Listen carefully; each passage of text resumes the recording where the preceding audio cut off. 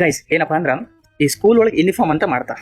ಯಾಕೆ ಮಾಡ್ತಾರ ಅಂದ್ರೆ ನನ್ಗೆ ಗೊತ್ತಿರೋ ಪ್ರಕಾರ ಈ ಹುಡುಗರು ನಡ್ಬರ್ಕ ಭೇದ ಭಾವ ಅನ್ನೋದು ಬರಬಾರ್ದು. ಈ ಸ್ಕೂಲಿಗೆ ಬಂದ ತಕ್ಷಣ ಎಲ್ಲರೂ ಒಂದೇ ಮನಸ್ಥಿತಿ ಒಳಗೆ ಇರಬೇಕು, ಎಲ್ಲರೂ ಸಮಾನರನ್ನು ಮನೋಭಾವನೆ ಬರಲಿ ಅಂತೇಳಿ ಮಾಡ್ತಾರ ಅನ್ಕೊಂಡಿದ್ದೆ. ಅದಕ್ಕೆ ಯೂನಿಫಾರ್ಮ್ ಅಂತ ಅಂತಾರ.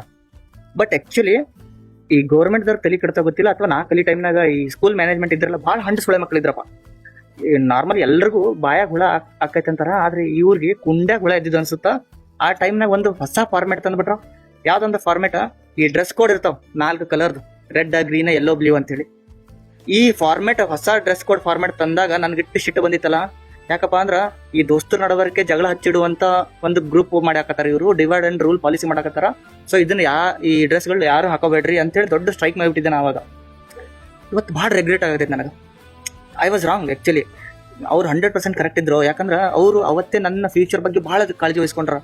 ಯಾಕಂದ್ರೆ ಆ ಡ್ರೆಸ್ ಕೋಡಿಂದ ಅಟ್ಲೀಸ್ಟ್ ನನ್ನ ಜೀವನ ಬದಲಾಕತ್ತೆ ಹೇಳಿ ನನಗೆ ಅವತ್ತು ಗೊತ್ತಿರ್ಲಿಲ್ಲ, ಇವತ್ತು ಗೊತ್ತಾಗೈತೆ ನನಗೆ. ವಿಚಾರ ಮಾಡ್ರೋ ನೀವು, ಅಂದ್ರೆ ಆ ಡ್ರೆಸ್ ಇಂದ ಎಷ್ಟು ಲಾಭ ಆಗೈತೆ ನಮ್ಗೆ. ಅವತ್ತು ಅವ್ರು ಹೆಂಗ ಏನ್ ಯೋಚನೆ ಮಾಡಿದ್ರು ಗೊತ್ತಿಲ್ಲ. ಈ ಸುಳಿ ಮಕ್ಕಳು ಸಾಲಿ ಕಲ್ತಂತ ಉದ್ದಾರ ಆಗಲ್ಲ, ಅಟ್ಲೀಸ್ಟ್ ಇವ್ರಿಗೆ ಮುಂದೊಂದಿನ ದೊಡ್ಡ ದೊಡ್ಡ ಕಂಪ್ನಿ ಒಳಗೆ ಜಾಯಿನ್ ಮಾಡ್ಸಮ್ಮ ಈ ಡ್ರೆಸ್ ಇಂದ ಅಂತೇಳಿ ಅವತ್ತೇ ಪ್ರಿಪೇರ್ ಮಾಡಿಬಿಟ್ರ. ಗೊತ್ತಿಲ್ಲದೆ ನಮ್ಗೆ. ಇವತ್ತಿಗೆ ಆ ಕಂಪ್ನಿ ಯಾವ್ಯಾವ ಗೊತ್ತಾನು? Red Zomato, yellow Blinkit, green Pronto, ಇನ್ನು ಬ್ಲೂ ಪೌಡರ್. ಅವ್ರು ಏನ್ ಅನ್ಕೊಂಡ್ರ ಅಂದ್ರೆ ಅಟ್ಲೀಸ್ಟ್ ಈ ಸುಳಿ ಮಕ್ಕಳು ಡೆಲಿವರಿ ಬಾಯ್ ಆಗೋದು ವರ್ಕ್ ಮಾಡ್ಲಿ, ತಮ್ಮ ಕಾಲ್ ಮೇಲೆ ತಾವು ನಿಂತ್ಕೊಳ್ಳಿ ಅನ್ನೋ ಕಾರಣಕ್ಕೆ ಅವತ್ತೇ ಪ್ರಿಪೇರ್ ಮಾಡಿಬಿಟ್ರ. ಇವತ್ತಿಗೆ ನನಗೆ ಬಹಳ ಖುಷಿ ಆಗಿತ್ತು. ನಾ ಏನು ಮಾಡ್ಲಿಲ್ಲ ಅಂದ್ರೆ ಒಂದು ಡೆಲಿವರಿ ಬಾಯ್ ಆಗಿ ವರ್ಕ್ ಮಾಡಿದ್ರು ಒಂದು 4 ಕಾಸು ಸಂಪಾದನೆ ಮಾಡ್ತೀನಿ ಅಂತೇಳಿ ಹೆಮ್ಮೆ ಐತಿ ನನಗೆ.